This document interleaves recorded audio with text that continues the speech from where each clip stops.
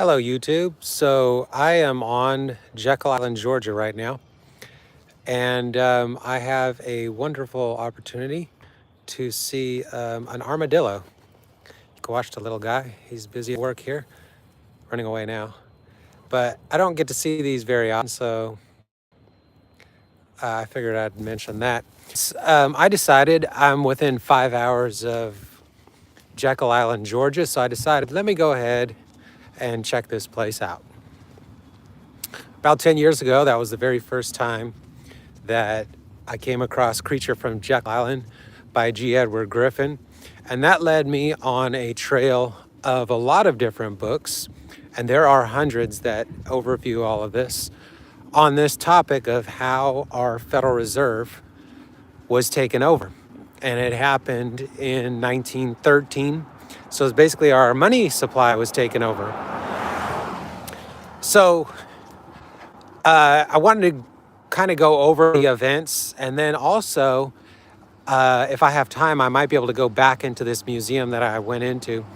I thought that the museum on Jekyll Island, Georgia, would discuss the most important thing that has ever taken place here, which is when 6 men in 1910, representing a quarter of the world's wealth, came here secretly, pretending like they were on a duck hunt when that's not true, and cooked up the idea for the Federal Reserve, the Aldrich Plan, in 1910.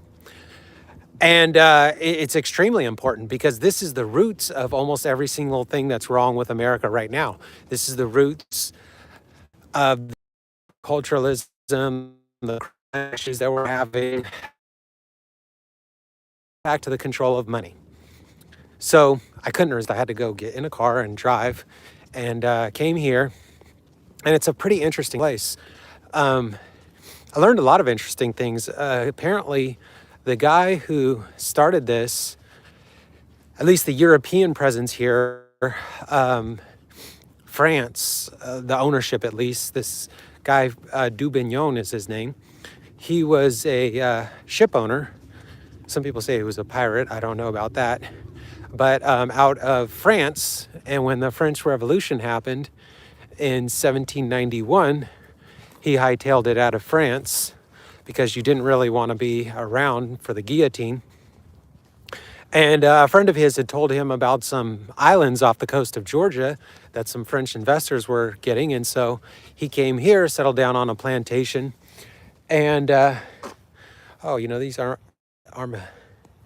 armadillos are all over the place. Here's another one. You can see him right there, rooting around. So anyways, he comes here, and of course they emphasize that he had 50 black slaves. You know, you can't talk about Europeans coming here without talking about they stole the land from the Indians and they had slaves. Like, we can't even discuss this.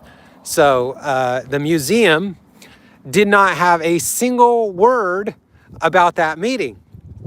I was shocked. I was like, wow, you would think Jekyll Island, Georgia, they would have something to say about this meeting that happened in 1910. One of the key figures was Paul Warburg. We might get to him later on in this video, but it's a pretty intricate network. And it takes a lot of time and effort to look into all this stuff. I know, because I'd read hundreds of history books before I came across finally something that helped me to put the pieces all together. But before that, I had no idea.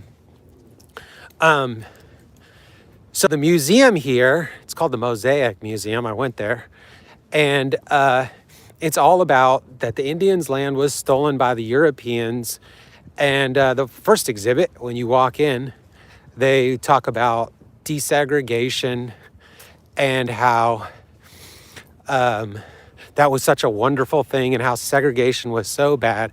Well, if you look at the objective statistics, there are absolutely no objective statistics that show that desegregation was good for any of the races. I got many friends in the black community who will say that.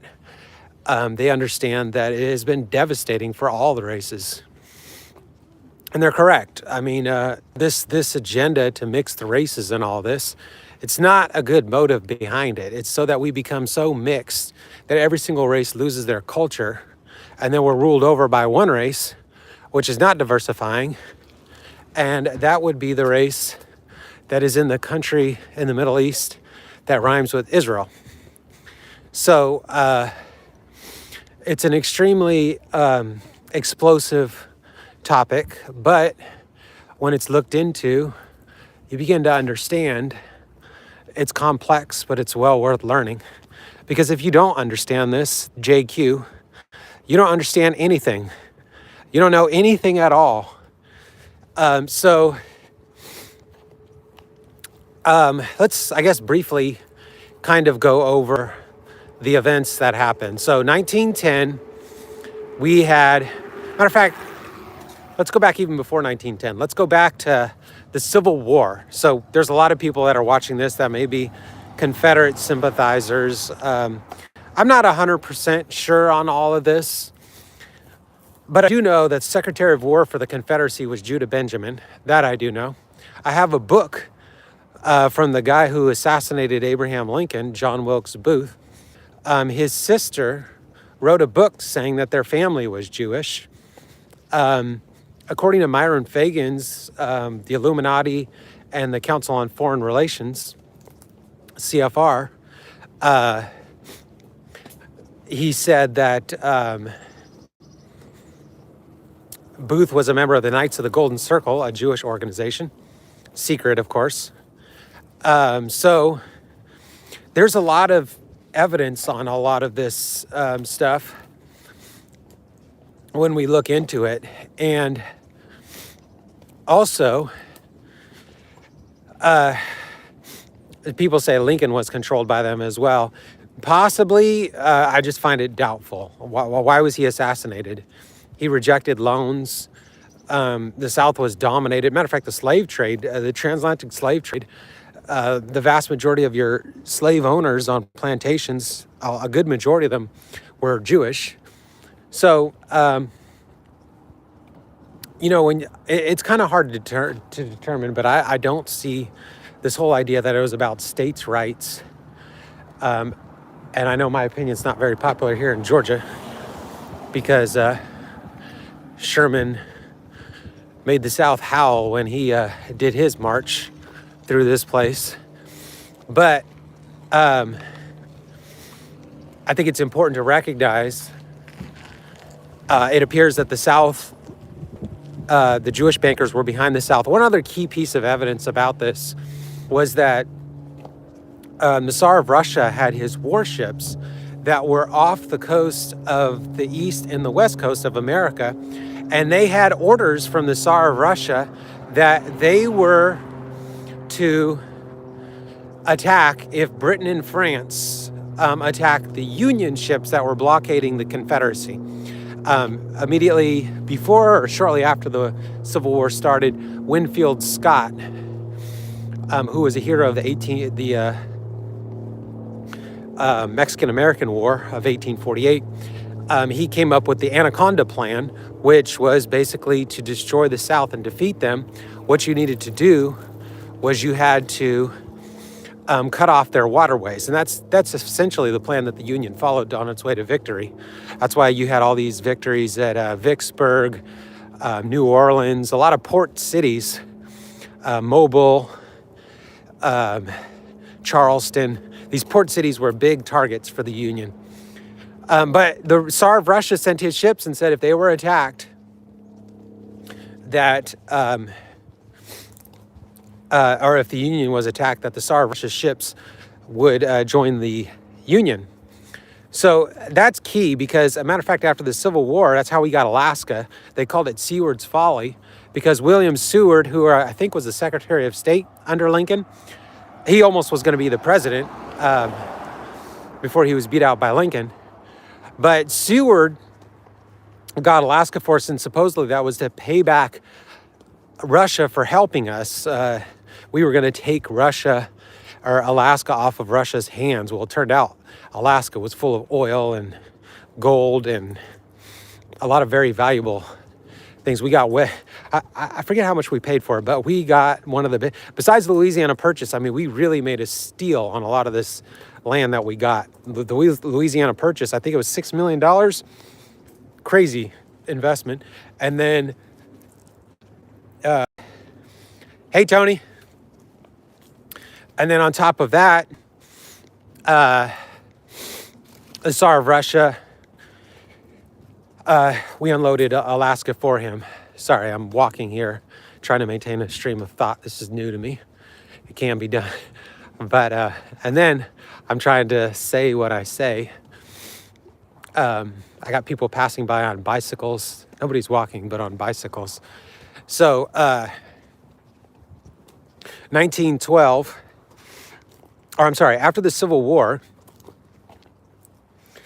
Jacob Schiff was sent to America. Now, who is Jacob Schiff? Jacob Schiff is one of the most important figures in American history that we don't really read about in history class. I never saw anything about him in history class. Jacob Schiff was sent here after the Civil War by the Rothschilds, we're told by Myron Fagan, and I believe him, saying he had 4 goals that he was sent here with. Number 1 was to take control of America's money. And he did that because he was an architect of the Federal Reserve, which came to, the Civil War ended in 1865. Federal Reserve started in 1913. So it took him some time, but he actually accomplished it. Another goal was to destroy Christianity. Another goal was to put Rothschild puppets into positions of power. And another goal was to create racial divisions. And Schiff and a lot of other Jews were instrumental in the heavy funding and the control of the NAACP, which also started in 1913.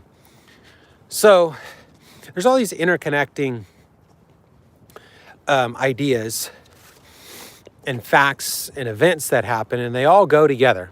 Anyway, so Schiff was sent here after the Civil War, and he steadily worked. And around 1900, Schiff and Morgan, J.P. Morgan, were considered the 2 wealthiest men on Wall Street. And the common idea that was spread by the media was that they opposed each other, that John Pierpont Morgan was an anti-Semite, and the usual stuff. When the Jews pushed their controlled opposition, like Candace Owens today, Tucker Carlson, these are all most likely controlled opposition. Pierpont Morgan was controlled opposition. It was to get us to think that there were some bankers who were on our side. Well, Pierpont Morgan was always working for the Jewish interests his entire career. Whoever wrote The Jungle, Upton Sinclair, I think his name was, he also wrote a book, and I want to say about the 1907 crash called The Money Changers, and it's alleged that that was about John Pierpont Morgan. It's a fascinating book that allegedly Morgan tried to rape this young woman. She was rescued by another young banker. Pierpont Morgan crashed the market to take down this other banker. I don't know if it's true. It's a pretty interesting narrative, though. And then the fact that it shows how the media covered it up, that's very believable, as they definitely do that. So we have these 2 titans, financial titans, Pierpont Morgan and Schiff, opposing each other. And around the turn of the century, I had read about this when I was reading history quite a bit, and they always talked about the robber barons. And supposedly, like, Teddy Roosevelt was elected to deal with the robber barons. It was considered that, oh, he's for Americans. The same thing that they do with Trump. They did it with Teddy Roosevelt over 100 years ago. Even though he was born with a silver spoon in his mouth, some people allege that Roosevelt, him and FDR, their last name is really Rosenfeld, and they're Jewish. Haven't confirmed that, but it's an interesting theory. Teddy Roosevelt was definitely behind imperialism. He has a very fascinating, man, my nose is running badly. A fascinating history. He was a hunter, an explorer. I went and saw his places out here when I was in North Dakota. Interesting, his Elkhorn Ranch up there. A very interesting place. And as far as hunting and traveling, I mean, and his writings too, I mean, he might have been the best author of all the presidents in the White House. He might have written the most books. I don't know another president in the White House that has written more books than Teddy Roosevelt has. But he kind of started our imperialism because the 1898 Spanish-American War, Teddy Roosevelt was behind that. He was a big proponent of that, which we never should have been in that. Maybe he was misguided. I don't know. So, uh, so you had this the two biggest robber barons. You had Rockefeller and you had Carnegie. Now, whether they were just puppets of Jewish interests or whether they were actually legitimately, I mean, it's kind of hard to tell. I mean, there were so many people. Did they actually understand that the forces that they were serving, what they were up to? Doubtful. It's likely that they were both just fronts. And I mean, look at America today. You got millions of Americans that if you offer them a lot of money, nice big houses, businesses and all this, they'll work really hard for you. And they won't really ask questions of who are these bankers who are most often Jewish, who are giving you the money. They really won't ask questions. As long as they have the money, they will do whatever you ask. They will not think twice about it. Unfortunately, there's just too many of us like that. Carnegie, I've read his autobiography, and he seems like a pretty honest guy. He did give away a lot of libraries, and that seems like a very good thing to do. And Rockefeller, I mean, from what I understand, came from a very broken background, and his father, like cheated on his mother, was kind of like not really in the picture. And Rockefeller grew up into an outstanding businessman. So was he corrupt? So many people today, oh, Rockefeller, and it was so bad. No, Rockefeller, at worst, he was a front. He was not the bad part of it. And the other thing is people don't realize, like these foundations, I think Ford's foundation was coerced, but the Carnegie Foundation, the Rockefeller Foundation, they have all this money and they're not really being run by the standards that the men who actually earned the money initially would have wanted them to be run by. Kellogg Foundation, a lot of these companies too, the same thing. So it's important to recognize all this. But so the market had been constantly being played around with prior to Wilson being elected in 1910 or 1912, excuse me. There was a huge fight between gold and silver. William Jennings Bryan, I want to say he actually was the presidential candidate for the Democrat Party 4 times, and he lost every single time. He never won. But he was the vice president for Woodrow Wilson when he finally did get elected. I don't know if it was World War I that caused him to resign. I know there was something that he differed with Wilson on that caused him to resign his place. I think he was Secretary of State. I can't remember if he was Secretary of State or Vice President, but he had a very high, powerful position in Wilson's presidency. Also, so you had all these market crashes, and so in 1910, these 6 men representing a quarter of the world's wealth met at Jekyll Island, Georgia. So right here, where I'm walking around, you see this is so beautiful, isn't it? You look around, this scenery, my goodness. I'm just like, what a wonderful place. And they have these quote unquote cottages here. Man, these cottages, the average cottage size is like 9,000 square feet. So, I mean, your average house in America, 1,500, 2,500 square feet, 9,000 for a cottage. That is crazy. And these things, I went inside of one of them. They are amazing. And there's dozens of them all over the island. So I don't think everybody on this island was in on the scheme at all. If they were, I don't think the 6 men who were meeting here in 1910 would have done it secretly. But this was a hangout for the very wealthy. But even the state of Georgia actually, I think it was after World War II, the state of Georgia took this island over. So all the wealthy people, I think one family really resisted and basically took out all the furniture of their house and everything else. But other than that, the state of Georgia basically took this island over. Because probably from what I understand in World War I, half the wealthy people on the island were wiped out financially. So the whole thing of this whole World War I is started by this whole plan too. You have to understand that as soon as these bankers got control of America's money, they immediately set to work to subvert the earth. Because, hey, I mean, if you control America's military and money, I mean, it's going to be really, really hard to just defeat that. So these bankers, they're very long-term planners. If you look at chess history, Jews are always, like Gary Kasparov, Jewish, Bobby Fischer, Jewish, even though he calls out what they're up to. He got in trouble for that. I'm pretty sure Karpov was Jewish. I don't think Carlsen is Jewish, but I want to say 7 out of the first 13 international chess masters were all Jewish. Steinitz, Jewish. Tall, Jewish. There's so many of them. And the Soviet Union was just teeming with Jews that were like their grandmasters. Paul Morphy, I don't think he was Jewish, and he was brilliant. Nimzovich, Jewish. So many. So they're very good long-term thinkers, and not many of us are like that. I play chess a little bit. I think it's a wonderful game. I think everybody should play it, because you know what? In chess, I saw the point made by this guy who's very blunt, but and kind of very crude too. And some of his points, he doesn't really understand the Jew question just yet. He kind of dismisses it because he's only 33. I didn't know anything about it at that age either. But he's pretty insightful on a lot of other things. He doesn't really understand that Jewish question at all. But his videos are pretty sometimes entertaining at times, but sometimes the language is just too vulgar. I can't pay attention to it.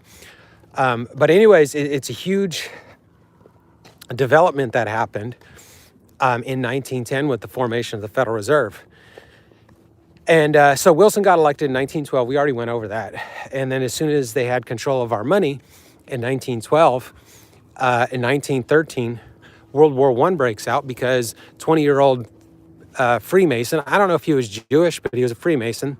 There's strong evidence to suggest that. Gavrilo Princip murders the Archduke Franz Ferdinand of Austria, and that leads to World War I. Now also, keep in mind, who was the richest man in the world in 1910? People think, oh, J.P. Morgan, Schiff, Rockefeller. Nope, not Carnegie. No, was not them. The richest man in the world was the Tsar of Russia, the Romanov family. Fabulously wealthy. The figure that I think I've seen Eustace Mullins say is they were worth $40 billion, and that was not even counting land and jewels. So that is just massive wealth. Well, you kind of expect the bankers would kind of know about that wealth. And they sure did know about all that wealth, because as soon as they had control of America, money, and our military, they triggered World War I. And then they started this double dealing where Russia, the poor Tsar of Russia, Britain is attacked, or Britain attacks Germany, because Germany takes the measures she said she was going to do, that Bosnia, Sarajevo, and there's been conflict in the Yugoslavia area for centuries. So Russia jumps to help her friend Britain, and it appears the Tsar of Russia did not understand what was going on, obviously, because America and Germany are cooperating to let Lenin back into Russia for this Bolshevik revolution. We know for a fact, one thing we kind of do know, we know that the head of the secret police was the brother of Paul Warburg, who is one of the architects of the American Federal Reserve. His name was Max Warburg. So Trotsky, who had been training in New York, prior to, for the years leading up to the Bolshevik Revolution, and he was sent, some say Jacob Schiff's own relatives said that Trotsky was given $20 million and sent to Russia. I believe that. That sounds very credible. And so Trotsky comes here to Russia, and that pretty much knocks out the Tsar of Russia. He can't stand. And so this is the biggest murder robbery in the entire history of the earth. We have never seen a murder robbery on a scale this big. because all of that, not only is all of the SARS wealth stolen, that's bad enough, but then 40 million Russians are murdered, including 11 million in the Holodomor. And to this day, like I'm here at this island and I'm seeing all of this about slavery and the Indians' land was stolen. I'm like, what a bunch of nonsense this is. Because if you go look, not a single word about communism where 100 million were killed, which is by far the worst death machine in world history. And not any words about we're all being stolen from with the income tax right here, right now, today. So it's just insane how this script, and they're very good at it. Jews control television and movies, and they shift your attention. Ooh, look here. Ooh, look there. Ooh, look here. Ooh, look there. And you're so busy looking at what they put in front of your face that you're missing the big picture that's going on. And if you just look for it, you see it. So, as soon as Wilson gets in office in 1912, 16th Amendment, 17th Amendment, Federal Reserve happened in 1913.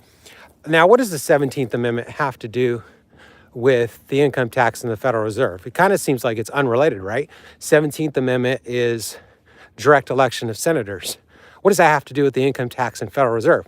Well, if you think about it, if you want to take control of America's money, the one thing that you need to have total control over is the United States Senate.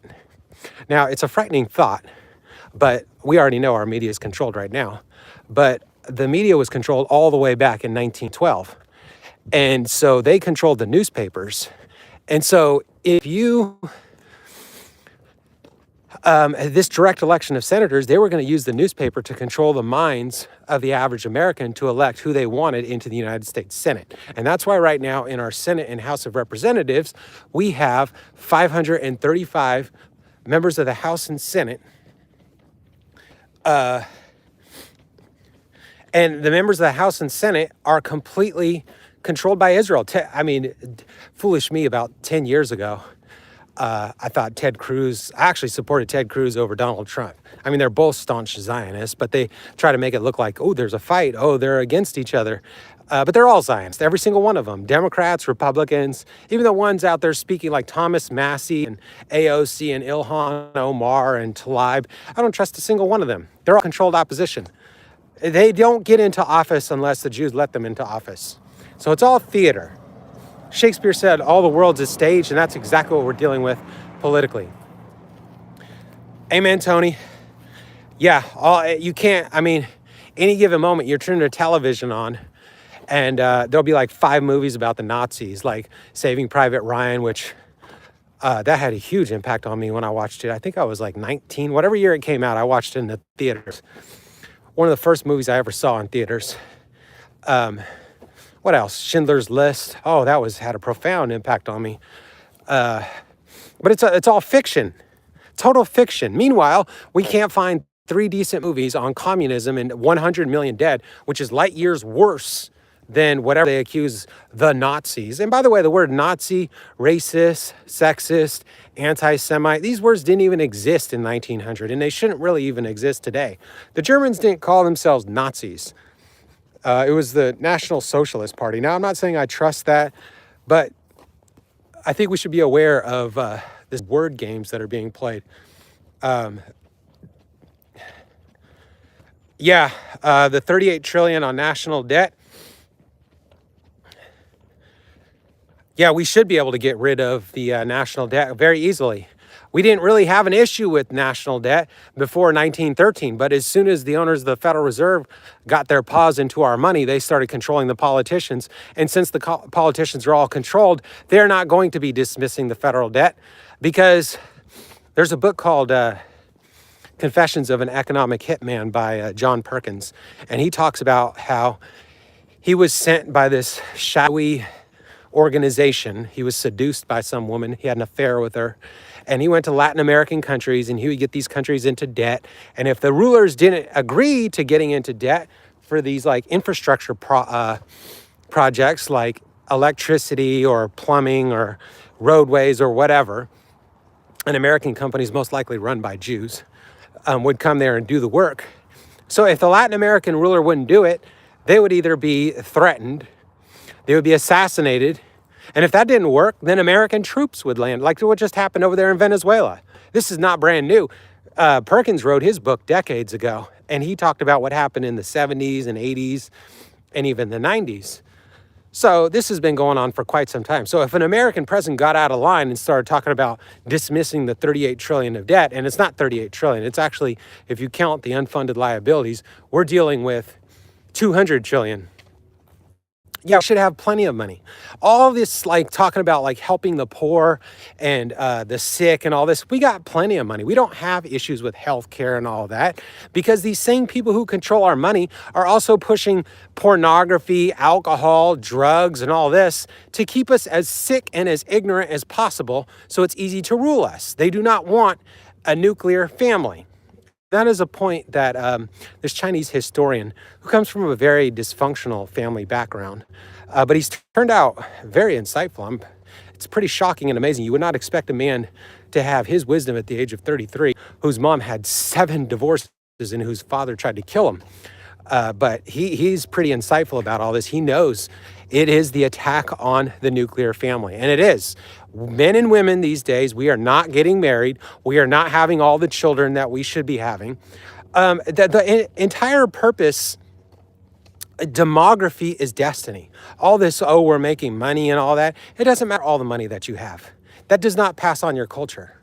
Like our ancestors understood, you stay within your race, you pass on your culture, you get married, you have as many kids as you can.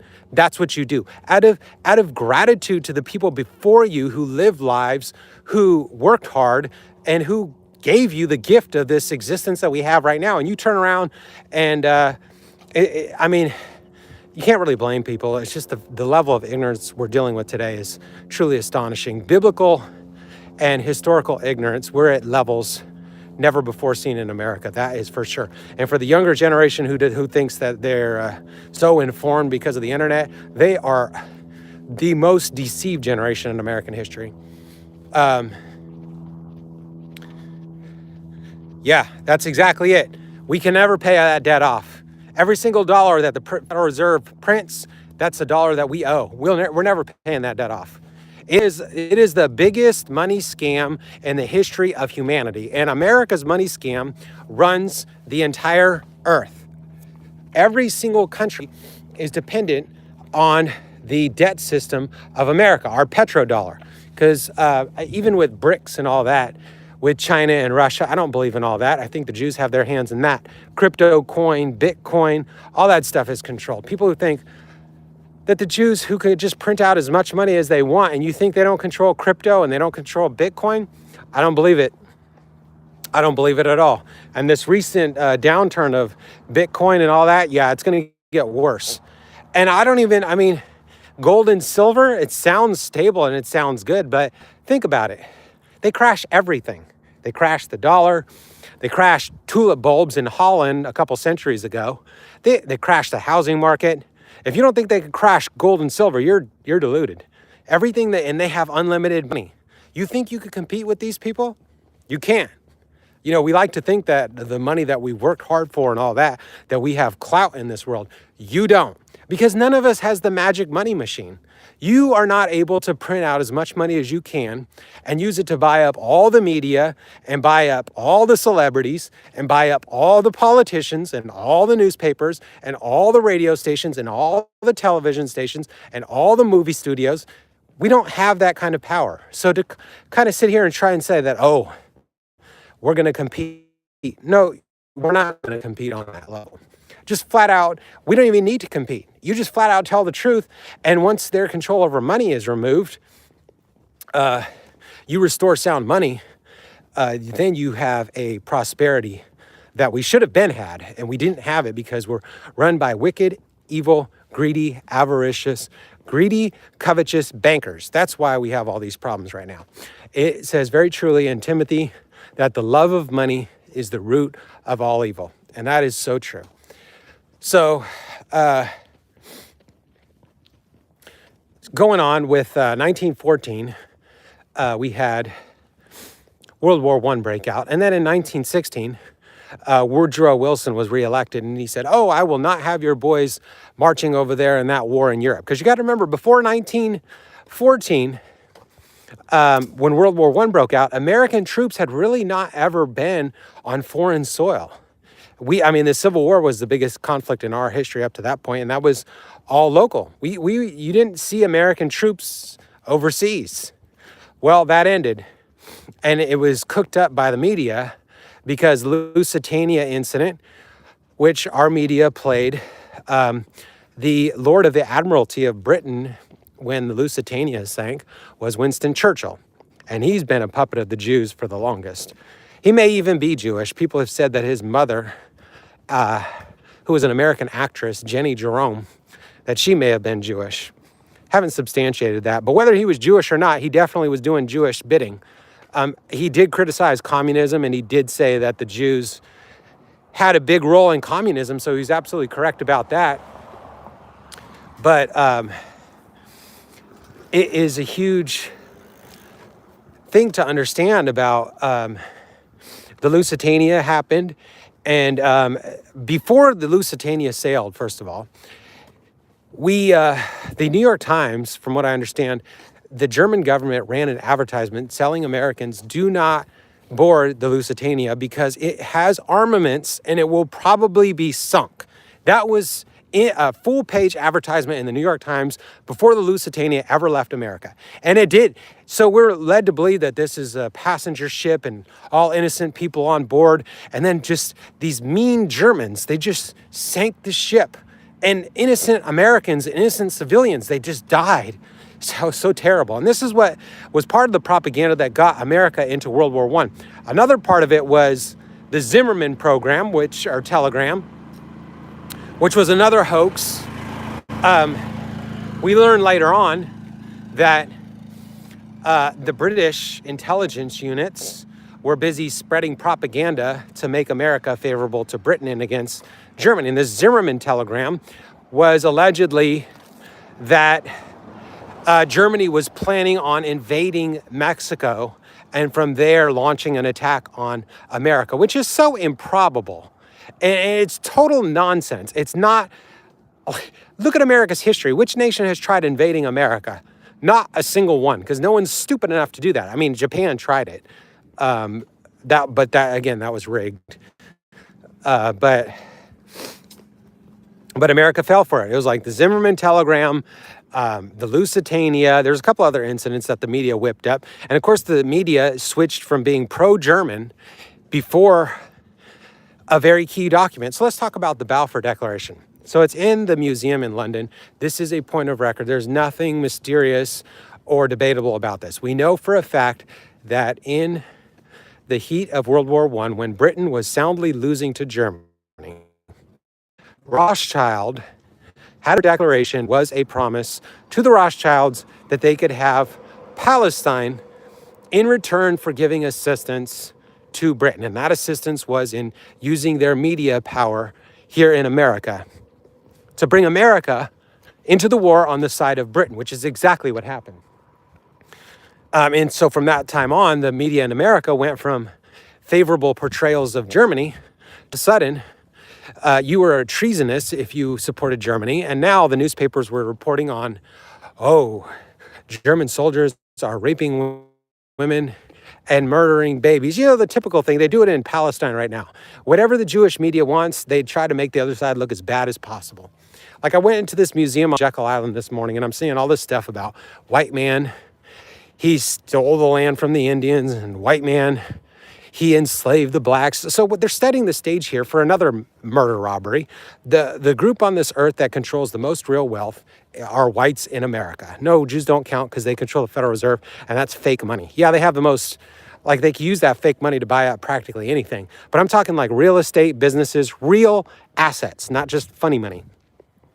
So whites in America have that, and the Jews are actually hard at work setting the stage to create guilt in whites, and you see it so commonly. Like, it's especially pronounced in white women. White women want almost nothing to do with their culture. I just watched a video earlier today.